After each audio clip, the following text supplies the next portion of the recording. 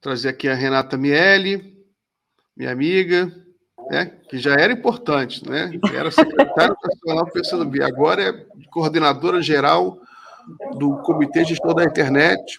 Parabéns pela responsabilidade. Bem-vinda, Renata, tudo bem? Oi, Miguel, boa noite a todos da Fórum que nos acompanham. Estou meio febril, meio gripada, mas continuo na luta. É isso aí. Bom, Renata, tá havendo muita confusão, muita preocupação com esse debate da PL das fake news, né? Ela foi aprovada a urgência nessa semana, irá à votação, se não me engano, na terça-feira. O Orlando Silva é o relator, ele apresentou ontem, nessa madrugada aqui, inclusive, o texto completo. Aí tem gente que diz que tem alguns produtores de conteúdo, produtores de conteúdo independentes, que dizem que isso pode prejudicar a monetização deles. Eu queria saber o que você pode falar sobre essa PL e sobre as preocupações.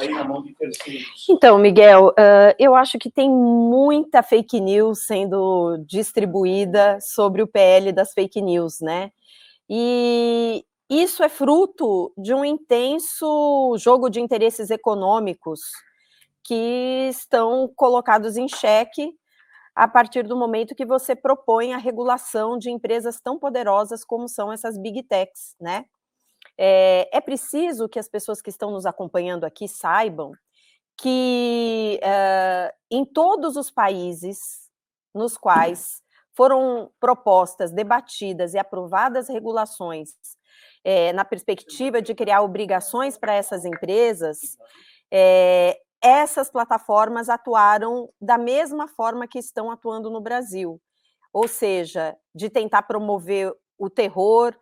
Em alguns países, elas ameaçaram deixar de operar nos países, né?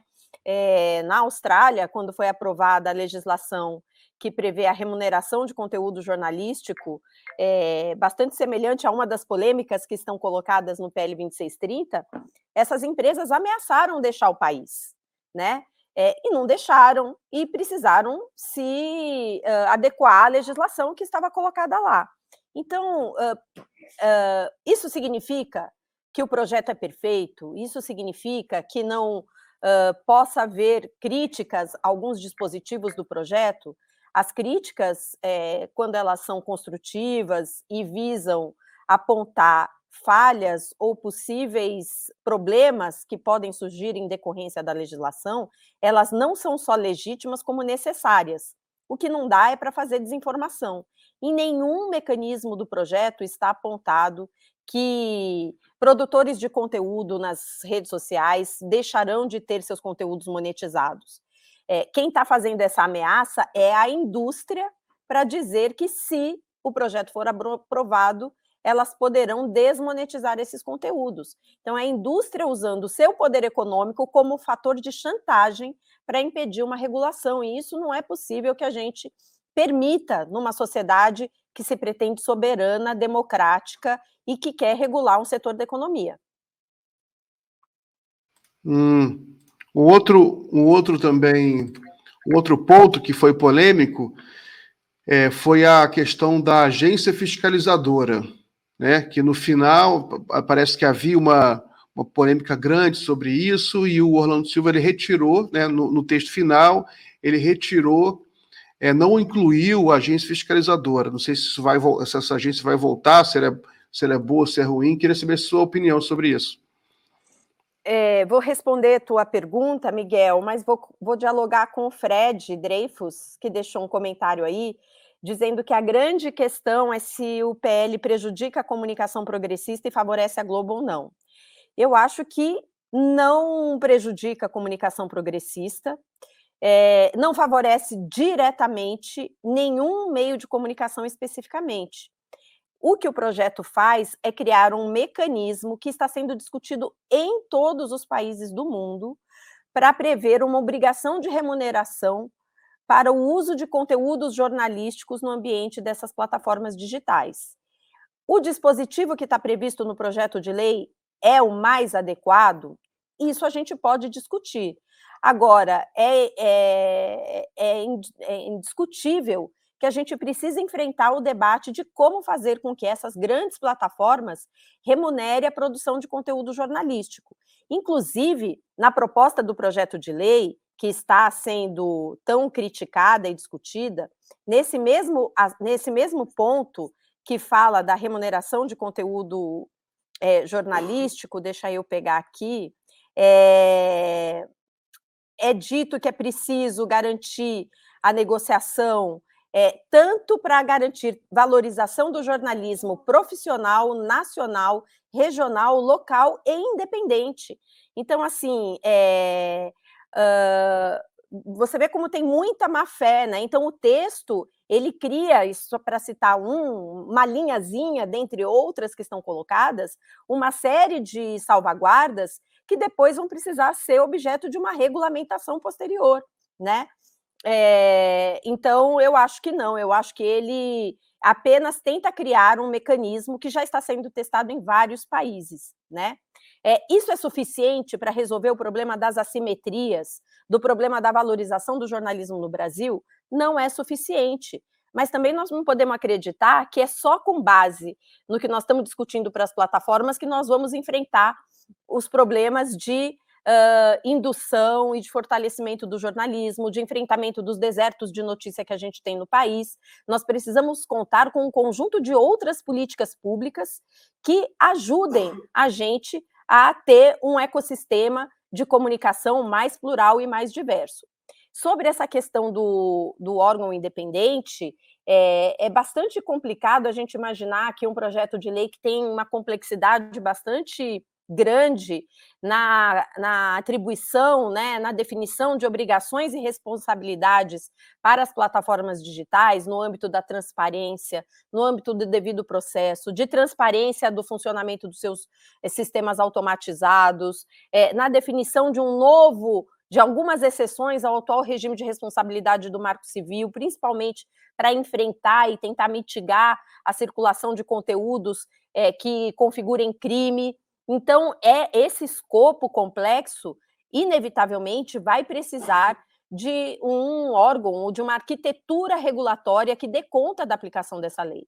Qual que é a questão? A questão é, de novo, das disputas políticas que existem no país. A direita, né, se aproveitou da previsão de que caberia ao governo criar um órgão independente, autônomo, com participação social, que era o que estava previsto na versão anterior do relatório do deputado Orlando Silva, para dizer que isso seria um órgão de censura, quando, na verdade, o projeto nem trata de conteúdos individuais, né? Não vai ser atribuição de nenhum órgão e não está previsto no projeto o monitoramento, a tomada de decisões sobre conteúdos individuais, né? Então, o deputado, imagino que tenha tirado isso do projeto para diminuir o ruído e o conjunto de desinformação que contamina o debate público em torno do próprio projeto, que é tão importante e que conta com o apoio de 80% da sociedade brasileira. A pesquisa recente mostra que 80% das pessoas no país acreditam, né, que é preciso ter uma regulação dessas plataformas.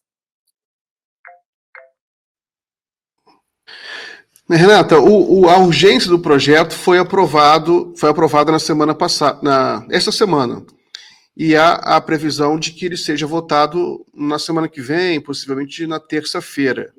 Você tem alguma informação se o governo, que apoia esse projeto, né, ele está otimista de que o projeto será aprovado? Olha, Miguel, não posso falar aqui em nome do governo como um todo, se está otimista ou não, né? Mas eu acho... a pergunta. Você está otimista que o projeto será aprovado? Olha, algo será aprovado, Miguel. Eu acho que sim, eu acho que houve aprovação do regime de urgência, eu acho que há um amplo movimento e o deputado Orlando Silva tem feito ajustes no projeto justamente para reduzir os pontos de tensão. Como disse anteriormente, tirar a menção a essa entidade autônoma de supervisão, que era o termo que estava utilizado, foi já uma tentativa de reduzir a tensão. em torno da narrativa pública, que é desinformativa, né, porque em nenhum momento do texto, o texto flerta com moderação de conteúdo na perspectiva da censura, muito pelo contrário, ele cria, sim, responsabilidade para plataformas no que diz respeito à circulação de conteúdos que sejam tipificados como crime ao Estado Democrático de Direito, para que a gente evite episódios como o 8 de janeiro, ou que incitem violência e promovam violência, como nós vimos na questão das escolas, né? Então, eu creio que sim, que vai se construindo aí um ambiente favorável para a aprovação do projeto. Agora, é possível que haja emendas e algumas mudanças no plenário. Isso é difícil de prever, né? Porque a gente não sabe exatamente como é que estão se mobilizando, inclusive a base bolsonarista, né? Que tem sido a base que está mais blocada na disseminação de desinformação para criar confusão em torno de um projeto que é tão estruturante para a democracia, né? Muito bem. Renata, eu queria que você contasse para a gente um pouco sobre o CGI, Comitê Gestor da Internet, que imagino que muita gente não sabe qual é a função dele, e agora você é coordenadora. Qual é a função do CGI, qual é a responsabilidade dele? O Comitê Gestor da Internet é um órgão multissetorial que tem a participação de integrantes do governo, né, do poder público, do terceiro setor, organizações da sociedade civil, de direitos digitais, direitos do consumidor, do setor acadêmico e do setor empresarial.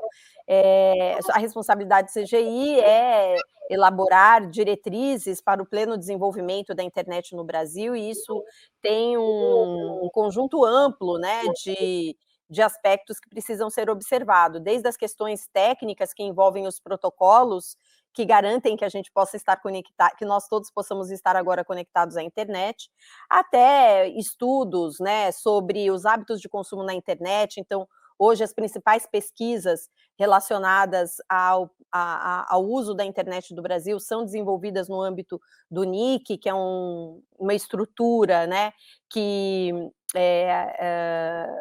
auxiliar, né, que trabalha em conjunto com o CGI-BR, também fazer debates amplos sobre os aspectos mais variados. Então, por exemplo, nós lançamos essa semana, na terça-feira, uma consulta pública sobre regulação de plataformas, onde vários aspectos, para além do que estão sendo discutidos no 2630, estão abordados. Por exemplo, regulação econômica das plataformas, a questão do trabalho no âmbito das plataformas, a questão da soberania digital, a questão de qual arquitetura regulatória seria mais adequada para garantir uma boa regulação dessas plataformas. Então, o CGI faz diretrizes e debate vários aspectos relacionados à internet, inclusive para garantir, né, o provimento, né, a garantia dos protocolos, a integridade, a resiliência, a redundância, para que todos nós possamos estar conectados com qualidade na internet hoje.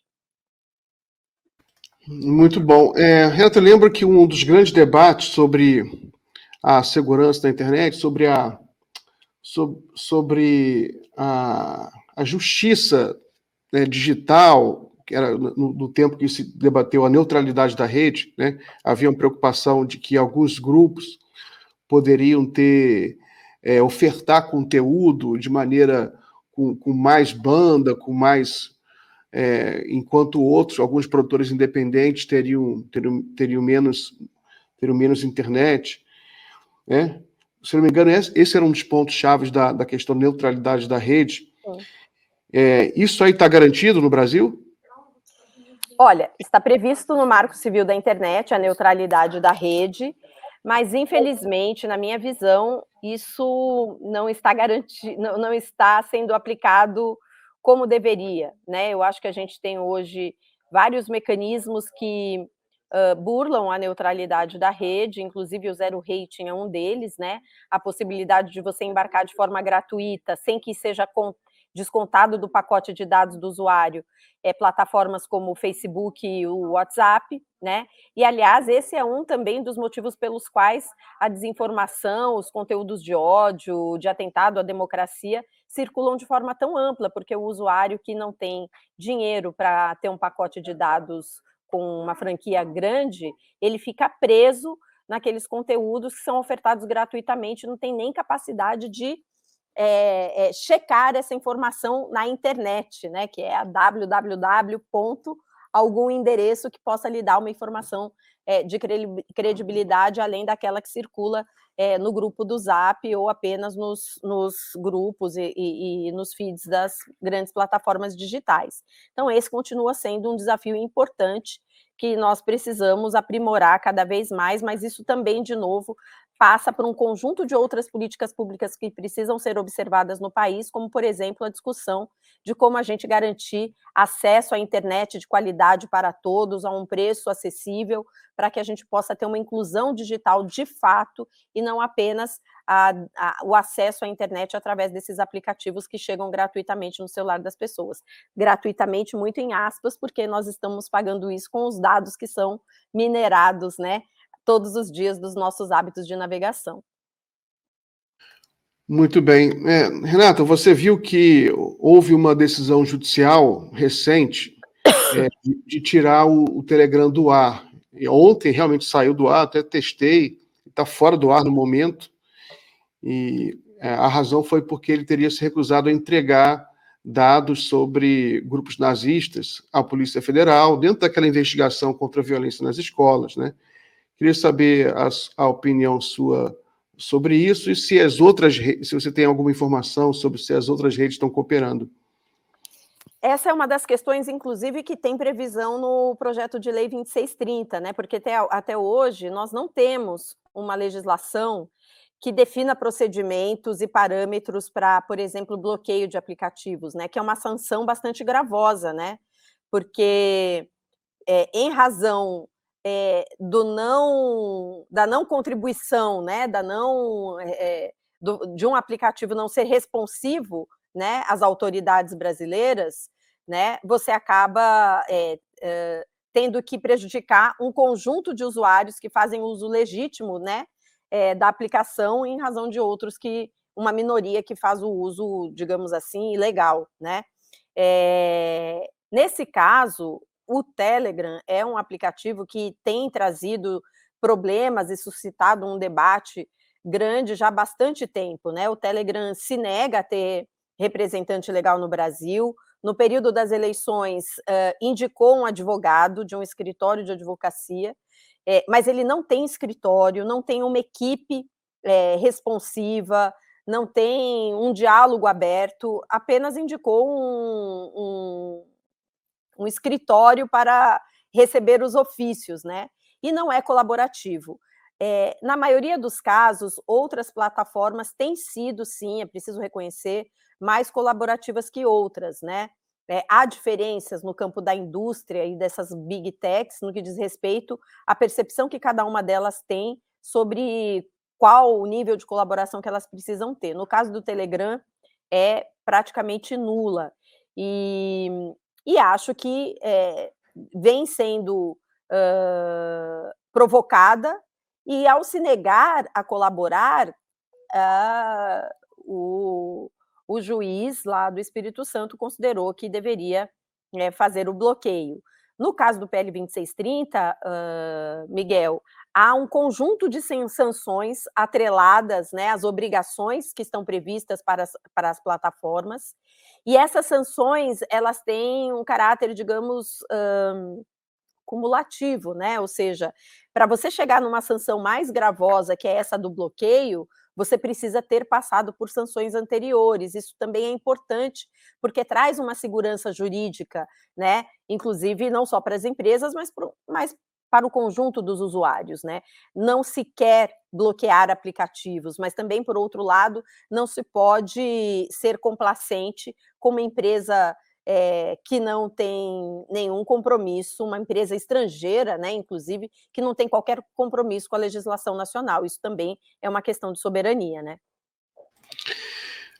Um ponto que preocupa muita gente, eu também fico preocupado, é que a gente sabe, por exemplo, que essas plataformas, elas são muito importantes para o trabalho de muita gente, né? Muita gente tem o seu trabalho acoplado a essas plataformas do Facebook, Telegram, Instagram, você vende coisas, compra coisas, né? Então, como é que a gente pode conciliar a necessidade que elas cumpram a lei e, ao mesmo tempo, proteger também o direito dos cidadãos? Eu acho que a primeira questão é a aprovação do PL 2630, né? Porque, a partir da aprovação desse projeto, elas precisam estar em adequação com a legislação brasileira. Isso está dito explicitamente no projeto. Elas precisam ter um escritório no Brasil, elas precisam atender a uma série de etapas, né, que estão colocadas ali no projeto, né, inclusive de transparência, de colaboração com uma série de questões, no caso de necessidade de investigação criminal. Então, tem uma série de questões, né, que estão colocadas no projeto, que, uma vez aprovado, cria um ambiente de regulação para empresas que hoje não têm regulação nenhuma. Por isso que é importante a gente não se deixar levar por fake news, desinformação e interesses econômicos muito plantados para criticar o projeto. Como eu disse no início, isso não significa que o projeto não possa ser criticado em alguns pontos. Isso não significa que o projeto não poderia ser melhorado em alguns pontos. Agora, é preciso que as pessoas compreendam que todo projeto de lei, ele é fruto de uma síntese, de uma mediação dos diversos pontos e perspectivas em debate na sociedade. Então, não é um cenário de todos ganham, né? O que está escrito hoje no PL 2630, olhando da minha perspectiva, Renata Miele, se eu tivesse possibilidade, eu mexeria muitas coisas, mas ele é um projeto muito bom para os desafios que estão colocados nesse momento, principalmente sendo um primeiro passo de regulação dessas empresas. Ele não é nem um projeto da Rede Globo, muito pelo contrário, ele também não é um projeto das grandes plataformas, muito pelo contrário, ele é um projeto que cria uma capacidade do Estado brasileiro criar regras para a operação de empresas que são muito poderosas e que, nos últimos anos, têm comprometido de forma perigosa não só a nossa democracia, como a integridade até da vida das pessoas. O que nós vimos durante a pandemia, com a circulação de conteúdos que levaram pessoas a tomar medicação, a evitar a vacina, sem qualquer tipo de mediação, foi absurdo, né? O que nós vimos agora no caso das escolas também. Então, eu acho que a crítica, quando bem feita, ela é construtiva. Agora, é preciso que as pessoas se apropriem de um projeto que tem um escopo complexo, que traz obrigações muito importantes, inclusive obrigações de devido processo, transparência dos algoritmos, que vai colocar o Brasil na vanguarda internacional da discussão desses assuntos, né? Muitas das questões que estão colocadas na legislação que está sendo proposta estão entrando em vigor ou tem alguma similaridade, por exemplo, na diretiva europeia, né? Então, acho que é simplismo, né? E é desleal, né? Para usar um termo bem leve, o que alguns setores estão fazendo para criticar o projeto.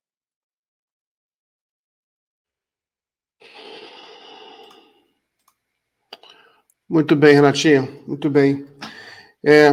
Só mais uma pergunta, antes de encerrar aqui o nosso bloco, sobre o debate de regulamentação da mídia. Eu sei que você, durante muitos anos, ficou também à frente nesse debate, né?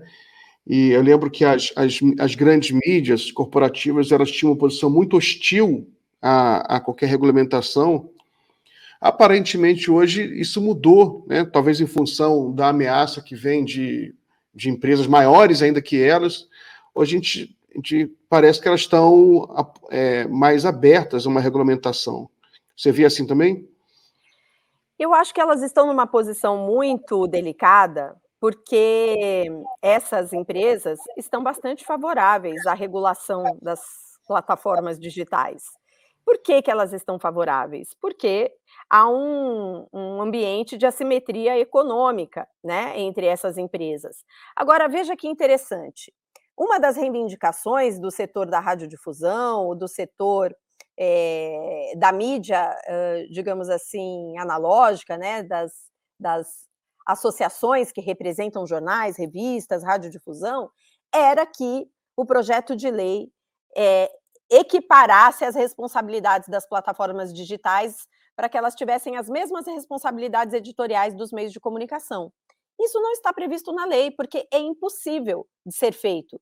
Porque uma coisa é um meio de comunicação que tem uma estrutura hierarquizada, vertical, com uma clara responsabilidade editorial, e a outra coisa é uma rede social que lida com o conteúdo difuso de milhões de brasileiros, né?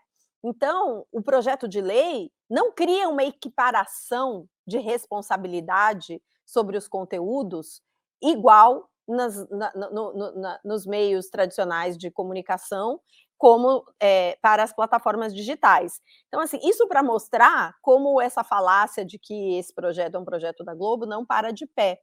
E nós precisamos avançar, sim, no debate da regulação dos meios de comunicação no Brasil. Né? O que nós apontávamos, né, eu participei do GT de transição das comunicações, o que a gente apontava naquele momento era a necessidade da gente avançar num debate para a gente atualizar o marco regulatório das nossas comunicações numa perspectiva de convergência, né, para que a gente pudesse ter mais pluralidade, mais diversidade, mais republicanismo, porque nem isso a gente tem, né? Hoje as concessões de rádio e televisão no Brasil são feitas sem nenhuma participação da sociedade de uma maneira mais aberta. Por que não se podem fazer editais públicos, se colocar em debate o projeto editorial de quando uma empresa pleiteia uma outorga de radiodifusão, né, entender as diferentes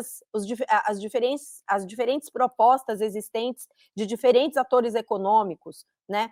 Então, há uma série de discussões que a gente precisa enfrentar, né? E lembrando, não é a desinformação, né? Também não acontece só nas redes sociais, né? A gente tem sim muito conteúdo de ódio, muito conteúdo desinformativo circulando em emissoras de televisão no país, né? Então, sem dúvida nenhuma, esse é um momento muito importante que seria interessante, né?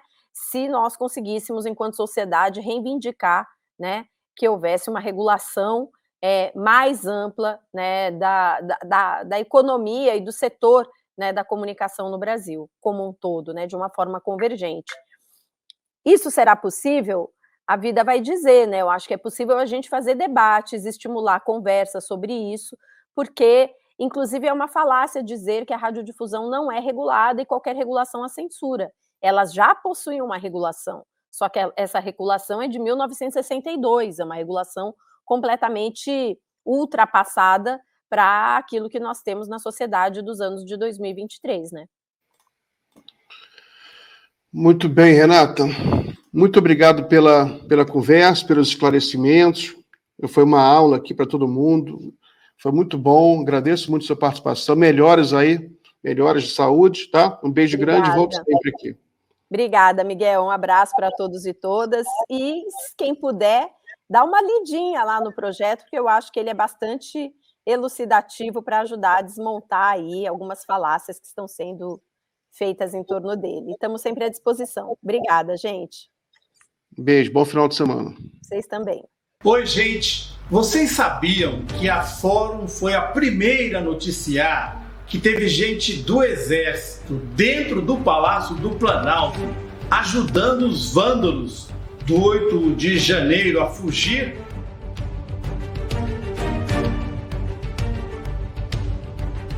Pois é, essa pessoa hoje se tornou testemunha oficial e só agora está sendo descoberta pela mídia convencional. Você que nos acompanha há muitos anos não fica surpreso, né? Tivemos juntos no golpe contra Dilma, na perseguição ao Lula pela Lava Jato e durante o pesadelo que foi o governo Bolsonaro.